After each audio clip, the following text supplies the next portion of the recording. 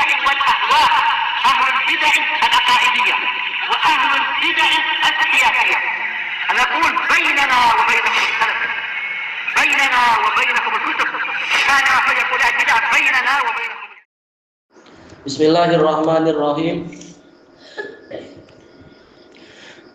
Qala al-Imam An-Nawawi rahimahullahu taala al-haditsul hadi wa tis'un ba'da tis'imi'ah 991. Wa an Abi Sa'idin al-Khudri radhiyallahu an qala kana an-nabiyyu sallallahu alaihi wasallam yaqul, Nabi sallallahu alaihi wasallam sering menyatakan, idza wudi'atil janazah, apabila jenazah telah diletakkan, fahtamalaha rijal ala a'naqihim, kemudian para lelaki memikulnya di atas leher-leher mereka, fa in kanat shalihah, kalau memang dia adalah jenazah yang baik, qalat qaddimuni, dia mengatakan majukan saya. Wa in kanat ghaira shalihah, kalau jenazah itu tidak baik, qalat li ahliha, dia akan berkata kepada keluarganya, ya wailaha aina tadhhabuna biha, aduhai celaka dia ini, kemana kalian membawa dia? Yasma'u sautaha kullu syai', segala makhluk mendengar suara jenazah tadi, illal insan, kecuali manusia. Walau sami'al insan la sa'id, seandainya manusia mendengar itu, dia pasti pingsan. Rawahul Bukhari. Hadis Abu Sa'id walaupun beliau min sighari sahabah, tapi termasuk yang paling banyak meriwayatkan. Makanya yang terpandang bukan besar kecil, tapi kualitinya. Sa'ad bin Malik bin Sinan Al-Khazraji Al-Madani Al-Ansari, disebutkan dalam biografinya di dalam Syiar Alamin Nubala, dikatakan beliau qawwalun bil haq, berani mengucapkan kebenaran walaupun di hadapan ulil amri, tapi bukan memberontak. Cuma apa, beliau tidak mau kalau waliul amr berbuat maksiat, dia tidak mau taat, tapi bukan memberontak. Qala kana an-nabiyyu sallallahu alaihi wasallam yaqul, Nabi sallallahu alaihi wasallam sering mengatakan, ini menunjukkan pelajaran perlu diulang-ulang agar diingat baik-baik dan seterusnya. Idza wudi'atil janazah, jika jenazah telah diletakkan. Kata Al-Hafidz Ibnu Hajar rahimahullah, ada kemungkinan maksudnya adalah jenazah itu betul-betul jenazahnya, yaitu mayitnya diletakkan di leher-leher orang untuk dipikul. Ada kemungkinan kedua, dia adalah jenazah, harokatnya jenazah, yaitu sarir. Apa namanya itu? Na'ash, katilnya atau keranda. Jenazah diletakkan di keranda mayat. Fahtamalaha rijal, kemudian dia dipikul oleh orang-orang. Di sini kembalinya adalah kepada sarir. Tetapi kata Al-Hafidz, kemungkinan pertama itu lebih kuat, yaitu jenazah betul-betul orangnya, yaitu mayitnya, bukan keranda mayat. Karena di dalam riwayat yang lain, sama juga riwayat Imam Bukhari, Rasulullah mengatakan idza wudi'al mu'min, jika seorang mukmin telah diletakkan, menunjukkan ini betul-betul jenazahnya. Berarti diletakkan di mana? Baru apa? Boleh jadi diletakkannya adalah diletakkan di sarir, di tilamnya, di katilnya, diletakkan di keranda mayat. Fahtamalaha rijal, kemudian orang-orang memikulnya, para lelaki memikulnya ala a'naqihim, di atas leher-leher mereka. Disebutkan oleh Imam Nawawi rahimahullah, ini menunjukkan bahwasanya yang memikul jenazah adalah laki-laki, bukan perempuan, karena jelas jenazah itu berat biasanya. Dijelaskan oleh Ibnul Qayyim, ini diantara keajaiban roh. Roh kalau masuk ke jasad, jasad jadi ringan. Tapi kalau roh keluar dari jasad, jasad jadi berat sekali.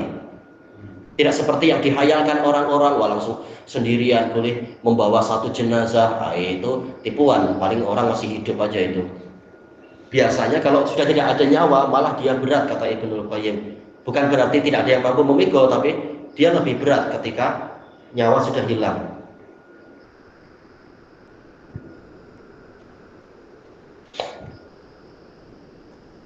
Baik. Kemudian kata Imam An-Nawawi rahimahullah, di antara hikmahnya adalah bahwasanya ya jenazah itu berat, nanti para wanita malah kesulitan kalau harus mereka yang memikul jenazah, apalagi boleh jadi nanti akan terpengaruh dengan situasi kematian, malah jadi sedih, jadi menderita dan seterusnya. Dan boleh jadi juga aurat akan tersingkap. Karena apa? Terkadang jalan itu tidak nyaman, tidak rata. Nanti keluar dari masjid atau keluar dari rumah, cari slipper lagi, ya bingung. Boleh jadi dengan sebab itu akan gerak sana gerak sini, aurat jadi tersingkap atau bentuk tubuh akan ternampakkan dan sebagainya. Makanya Nabi mengatakan rijal, para lelaki, di atas leher-leher mereka. Fa in kanat sholihah, kalau jenazah tadi adalah jenazah yang sholihah, yaitu orang yang baik memang. Qalat, dia berkata, qaddimuni, majukan saya. Yaitu setelah dia mengetahui yang mencabut nyawanya adalah malakul maut yang disertai dengan malaikat-malaikat yang berwajah putih, dan kalimat malakul mautnya pun baik, mengatakan ya ayyatuhan nafsu at-thayyibah ukhruji ila maghfiratin min rabbiki wa ridwan, kalimat yang bagus-bagus. Maka dia yakin dia telah berjaya di dalam ujian di dunia ini dan akan menuju ke kenikmatan kubur. Makanya dia ingin bersegera agar dimasukkan ke pekuburan dia. Pertanyaannya, masalahnya adalah ini, apakah berarti rohnya masuk ke badan? Sementara di dalam hadis Bara bin Azib dan lain-lain, rohnya sedang dibawa ke langit, dikembalikan setelah orangnya itu ditanam. Sementara sekarang ini belum penanaman, dia masih diletakkan di leher orang-orang. Bagaimana dia bicara? Terjadi perselisihan di kalangan ulama, apakah rohnya dikembalikan atau apa? Yang lain mengatakan ini majas saja, yaitu nggak ada badan bicara atau apa, tapi ini gambaran. Ini sok taunya mereka memaksakan diri untuk menakwil-nakwil yang tidak ada wahyu, sekedar apa? Terpengaruh ilmu kalam. Ini sekedar gambaran. Roh tidak betul-betul bicara atau badan tidak betul-betul bicara, tapi ini gambaran bahwasanya dia akan menuju kepada kebaikan. Maka seakan-akan dia mengatakan qadimuni, padahal tidak. Ini sok tahu. Padahal apa? Kalam Nabi, kalam yang hakiki, membicarakan perkara gaib. Memang badan itu bicara. Makanya Al-Hafidz mengatakan tidak mustahil Allah menjadikan jasad itu mampu bicara walaupun tidak ada ruhnya. Allah mampu menjadikan batu bicara, pepohonan bicara, dinding-dinding bicara. Kenapa kalian menganggap mustahil badan itu mampu bicara tanpa ada ruh? Baik. Memang kadang pensyarah itu aneh-aneh kalau tidak dibimbing dengan apa? Ajaran salaf.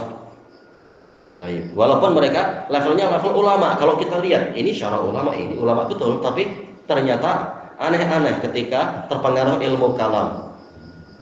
Maka yang betul memang jasad itu bicara walaupun sedang tidak ada ruhnya. Wa in kanat ghaira shalihah, kalau jenazah tadi tidak baik, orang kafir atau mungkin orang munafik atau orang yang bergelimang dosa sehingga mati su'ul khatimah. Qalat li ahliha, dia berkata kepada keluarganya ketika sedang diletakkan di leher, ya wailaha.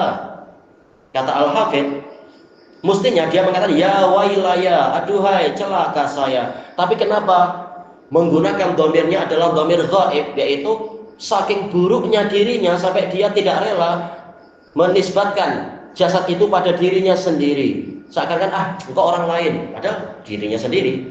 Aduhai celaka dia itu. Aina tadhabuna biha, kemana kalian membawa pergi jasad itu? Maksudnya kan bi tadhabuna bi, kemana kalian membawa saya pergi? Tapi setelah dia tahu betapa buruknya dirinya, dia mati, dia didatangi malakul maut dan para malaikat yang wajahnya hitam. Malaikat menyebutkan, ya ayah Tuhan nafsul khabisah ukhruji ila sakhati rabbiki wal ghadabi. Wahai jiwa yang busuk, keluarlah engkau menuju kepada kemurkaan dan kemarahan Rabbmu. Jelas dia tahu dia akan kemana kalau seperti ini.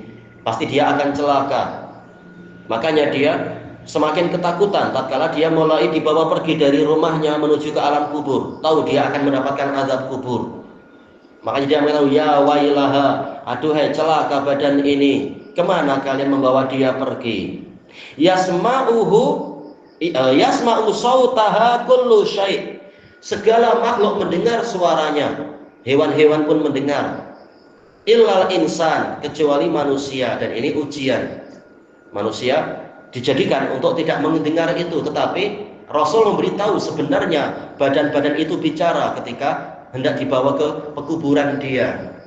Ada hikmahnya, diantaranya adalah diuji apakah beriman kepada yang gaib atau tidak. Karena seandainya semuanya didengar, tidak ada orang kafir boleh jadi semuanya langsung takut. Berimannya bukan sukarela tapi karena terlampau ketakutan, terpaksa misalkan atau apa. Baik. Nah, sebagian ulama mengatakan biasa istilah insan ini taglib yang dominan. Jelas jin juga seperti itu sebagai bentuk ujian. Mereka tak tahu, tidak mendengar itu. Yang membaca hadis ya tahu insya Allah, tapi masalah mendengar tidak mendengar untuk yang perincian seperti itu. Dan hikmah yang lain adalah agar orang mau untuk mengurusi penguburan. Soalnya kalau dengar suara gitu nggak ada yang berani datang boleh jadi. Jelas. Kata Syekh Utsaimin nggak ada yang berani makan malah. Karena pas selalu dengar suara-suara, gimana berani makan, gimana boleh tidur dengan tenang, mungkin malah jadi stres. Ada jemputan mengurusi jenazah, tak beranilah saya. Nanti dia cakap apa lagi? Takut. Nah, di antara hikmahnya memang banyak perkara-perkara yang tidak kita dengar, walaupun itu ada. Walau sami'al insanu la sa'iq, seandainya manusia mendengar itu pasti dia pingsan. Iya, sedang dipikul tahu-tahu bicara. Bang, bayarkan hutang saya. Langsung lari orang-orang. Baik. Berarti apa yang menjadi sisi pendalilan di sini yang diinginkan oleh Imam An-Nawawi di sini adalah menyegerakan. Kalau dia adalah orang baik, kita penuhi permintaan dia, qaddimuni, segerakan saya, kita penuhi. Kata Imam Ibnu Utsaimin di dalam Syarah Riyadhis Shalihin, termasuk dari kriminality, jinayah, termasuk dari apa? Kejahatan. Kalau kita berlama-lama membiarkan jenazah itu di tempatnya, tidak segera dibawa ke pekuburan, kecuali ada udzur syar'i misalkan. Kalau tidak ada udzur syar'i, ini dosa. Karena kalau jenazah itu baik, berarti kita menghalangi dia dari segera mendapatkan kebaikan-kebaikan yang dijanjikan. Baik. Demikian pula, kalau jenazah itu buruk, Nabi sudah menyuruh untuk menyegerakan. Tidak ada gunanya untuk kita membiarkan keburukan itu berlama-lama di rumah kita atau di dalam masjid, sementara dia adalah jenazah yang buruk. Hendaknya segera dibawa ke tempat untuk dia nanti diberi hukuman dan seterusnya. Baik. Ada pembahasan panjang disebutkan oleh Imam Nawawi, Imam Ibnu Utsaimin dalam Syarah Riyadhis Shalihin. Beliau mengatakan termasuk tradisi di zaman sekarang adalah kalau sudah ada orang mati, nanti ada telepon dari keluarga yang jauh-jauh, jangan dikuburkan dulu, biarkan kami datang untuk melihat. Kalau dia dekat tidak apa-apa, tapi kalau kata beliau terkadang dari Eropa, terkadang dari yang jauh lagi, makanya harus tunggu saya. Kata beliau, kalaupun ditunggu, apa keuntungan jenazah itu? Setelah engkau melihat dia, apa keuntungan jenazah? Padahal ini haknya jenazah untuk segera mendapatkan apa yang menjadi haknya dia. Makanya mestinya disegerakan kata beliau. Adapun nanti yang datang dari Eropa terlambat, kemudian dia hanya mendapati kubur, tidak rugi apa-apa dia. Lihat wajah dia pun untung apa? Selama ini sudah pernah lihat juga. Mungkin malah merasa takut ketika melihat, ternyata wajahnya mengandungi tanda-tanda yang buruk, malah sedih sendiri. Maka tidak masalah, walaupun hanya mendapati kuburnya, segera disolati, tidak ada kerugian apa-apa kalau engkau tidak melihat orang yang mati itu. Tapi laksanakan sunnah, dia akan mendapatkan barokah dari sunnah tadi, dan kita juga tidak terkena dosa karena menyebabkan terhalanginya penyegeraan jenazah itu. Baik, bilahuna wallahu a'lam.